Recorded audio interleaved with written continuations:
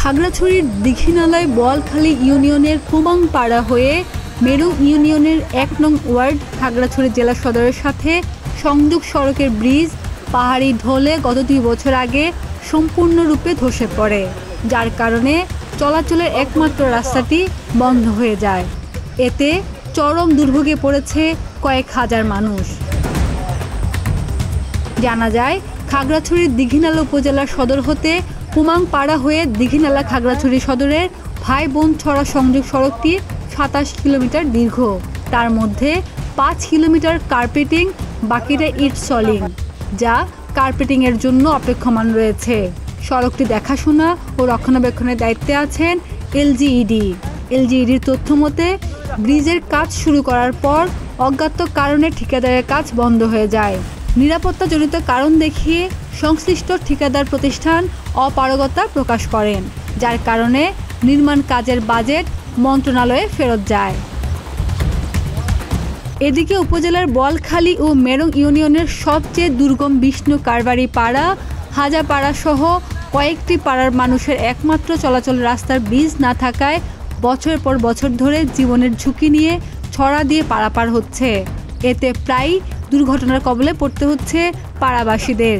আসলে আমরা দীর্ঘ বছর এদিকে স্কুল করতেছি, তো ব্রিজ ভেঙে যাওয়ার কারণে আমরা চলাচল করতে একটু সমস্যা হচ্ছে।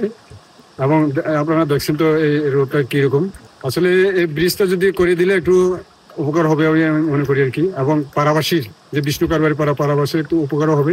এবং এখানে যারা আপনার মাল সামাল বিক্রি করে এদের একটু সুবিধা হবে বলে আমি মনে করি আর কি। মূলত আসলে এই ব্রিজটা আজকে ১.৫-২ বছর নষ্ট হয়ে গেছে, প্রায় ব্রিজটা ভেঙে গেছে। তো এই গ্রামে মানুষের যাতায়াত অনেক কষ্ট। ব্রিজটা হলো মানুষের জন্য আপডাউন করে অনেক ভালো হতো আর কি। আমাদের এই যে মনে করেন গাড়ি আগে তো গ্রামে যেত, মাল আনতে পারতাম, মানুষের যাতায়াত বাজারঘাট রাস্তা ভালো ছিল। এই ব্রিজ ভাঙার কারণে এখন মানুষের মনে করেন যেতে পারতেছে অনেক কষ্ট। বর্ষাকালে যদি পানি বড় হয়, অসুস্থ যদি বাচ্চার যদি অসুস্থ হলে আমরা চলাফেরা করতে পারবে না, তো এই চল কিনে আনতে পারবে না আর কি। এটালাই বেশি সমস্যা, বর্ষাকালে বেশি সমস্যা নাই কারণে ঝড় বৃষ্টির কারণে ব্রিজটা ভেঙে গেছে, যার কারণে আমাদের মহিলা টিচারদের খুব বেশি অসুবিধা হয় আর কি।